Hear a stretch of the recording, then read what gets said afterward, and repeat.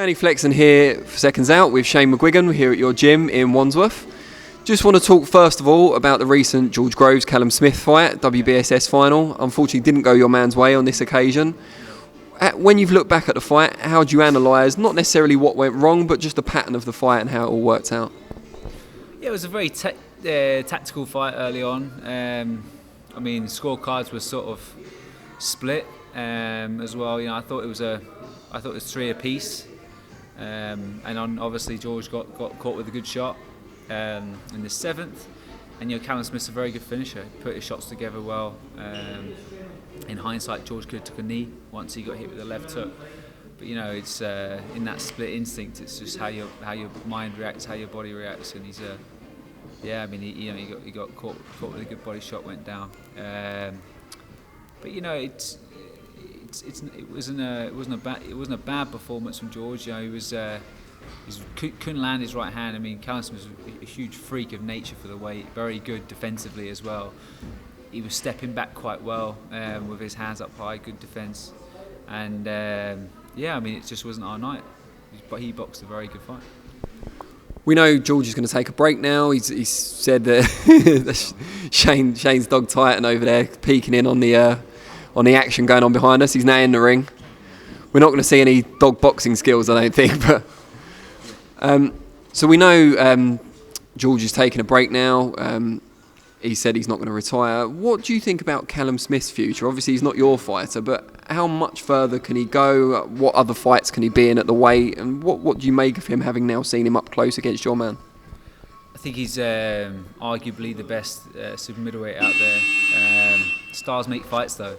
It'd be interesting to see him against the likes of Benavidez is on a ban at the moment, but there's a Venezuelan guy as well fighting for the IBF. There's a guy, There's Category. Yes, that's it. Yeah. There's a couple of good fighters out there as well, and depending on where George is in his career, he's always going to be in that mix. It's always been a fantastic division, the super middleweight division, and I think we've always been blessed with having great fighters in that division from the UK and Ireland. So it'll be interesting to see how he develops. He's a very young 27. There's no miles on the clock. Don't know. His body might be one of those late bloomers. He might just swell up in the next 2 years and have to move to light heavy. So we don't know. We don't know where he's at. I don't think we know enough about Callum Smith yet to put him in that elite category. George, he's great when he works again. He can adapt his style to so many different people, and that's a sign of a really world-class fighter. And Callum Smith got the win on the night. It's just interesting to see how he'll deal with a pressure fighter because he's so big for the weight. But he's very good on the inside. It's just. I think we'll know a little bit more about him in the next sort of 18 months.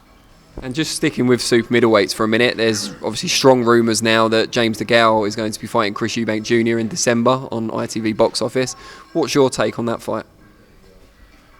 I'll have an interest in the fight only because of George Groves. To be honest, I think I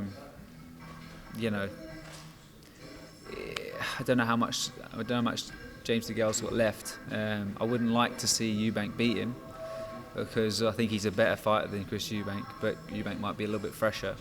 But we didn't see a lot about what Chris Eubank Jr.'s got left after the George Groves defeat, because he had it was a weird fight, that one against JJ McDonough. So I think I favour Eubank on that one, but only because I think it's just.